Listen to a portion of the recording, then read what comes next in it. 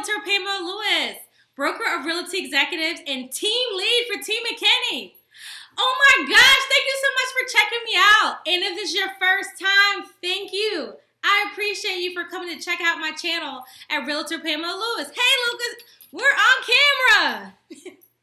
Hope you guys love pets because this video will be about a rental series. So my whole thing, if you've been watching my channel and been listening to my videos, I've been talking about purchasing properties, selling properties, but this one, Lucas, thank you for telling everybody, this one is about renting. So I want to give back to the community as far as if you're not ready to purchase, maybe this is not the right time, but you're looking to rent, I want to be able to give you some tips to be able to help navigate through the waters of renting a home. So wait for it. Up next, we're going to be talking about the 5 tips you need to know before you rent a home. Up next.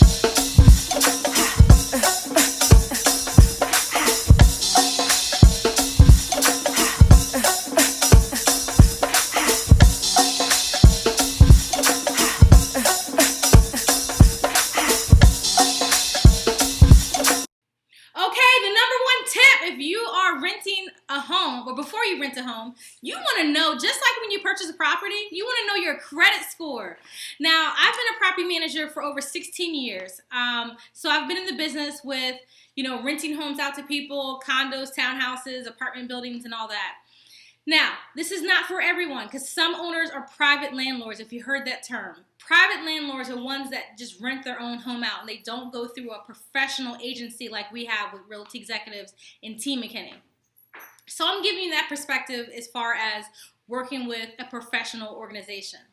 You want to know your credit score. Now, some property managers are not credit score driven. However, they are looking at your credit report to see how well you have paid your debt from the time you've had credit. So usually your credit report is within 7 years. But they also want to see currently, have you been behind on any credit cards? Have you been behind on any of your car payments? Did you have any repossessions? Did you have any judgments, any collections, and have you foreclosed on a home? If you're answering yes to any of those questions, get a pen and paper out right now. You need to write down what the heck happened to you. Why were you late? Why did you foreclose? You want to have your story. Put that down. Either write it out pen and paper, or if you're really into technology, you want to go ahead and start writing that information out because you want to have that ready. You are now presenting who you are on paper to the person who is the gatekeeper of the home that you really want to rent out. Number 2, know how much you can afford. A lot of times people think, oh, I just want to rent for $1,500 or $1,200 a month. Well, that doesn't happen like that when you're renting a home. Most landlords, and not all landlords, but most landlords are going to look at what you gross. And there's plenty of times in these last 16 years that I hear people tell me what their net is. Your net income is taking your gross, which is your total amount that you make per paycheck, and they have all your deductions taken out. That's your net. You don't want to know your net. You need to know your gross. You need to know how much money you make each month before anything is taken out. Typically, landlords are going to take that gross income and divide that by 3, and that's 1/3 of what you make on a monthly basis. That typically is going to be your maximum amount you're allowed to rent. And just little tips when you are ready to purchase. That's similar to what a loan officer is going to do, or a mortgage company is going to say too, is that 1/3 of your income is going to be the maximum allowed monthly payment when you purchase a home. So I thought I'll give you that information too. Number 3, this is super important. Show me the money. Do you have your security deposit ready?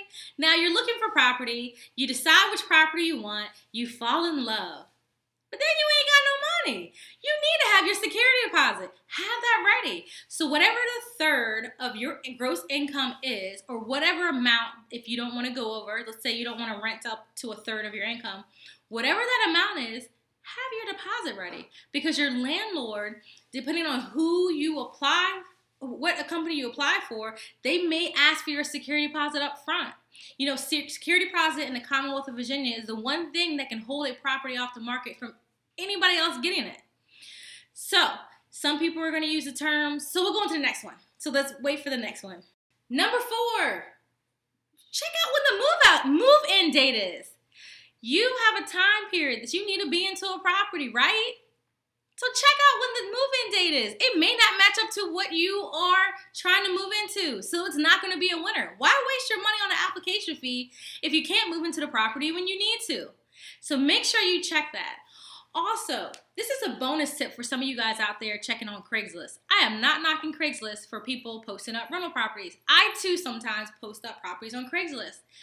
But can I give you a tip? Go check out the property, the inside of that property, because there are people out there that are preying on others who are trying to rent properties and actually don't own the property and they don't manage the property and they won't let you come into the property because, they're out of town for the weekend with their kids and they just so happen didn't leave keys, but it's a great property and it's only half the price of what the other homes are going in the neighborhood.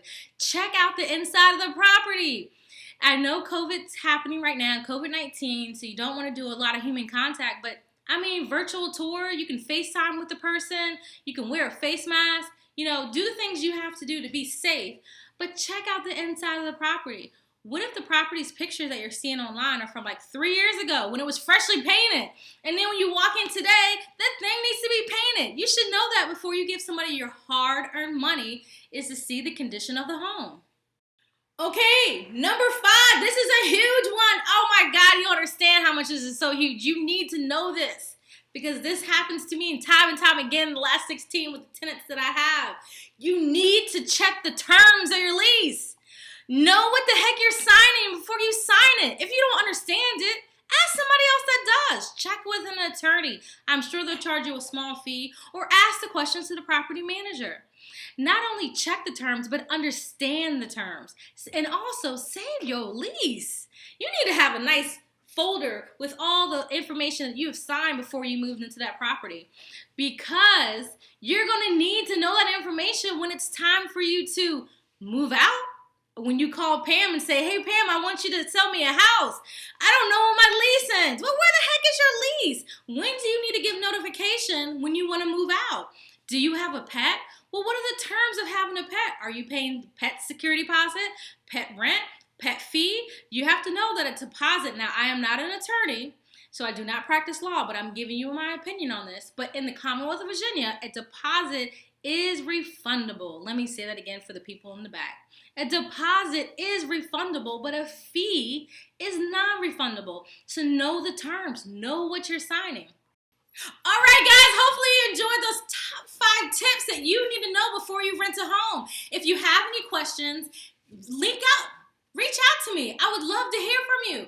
My information is in the comments below, but make sure you know your top 5 tips before you rent a home. Good luck out there. I know you'll enjoy yourself, and I know you'll have a great rental property.